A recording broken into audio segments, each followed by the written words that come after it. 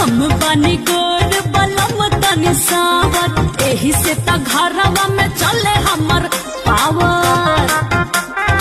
एहो सुन तारू, हम बनी गोर बलम तनी सावर, एही से त घरवा में चले हमर पावर। जोड़ी कोइल पसिब करबते पर, ससुरा में सखी सोया सवर का हमके रखे तर हाथी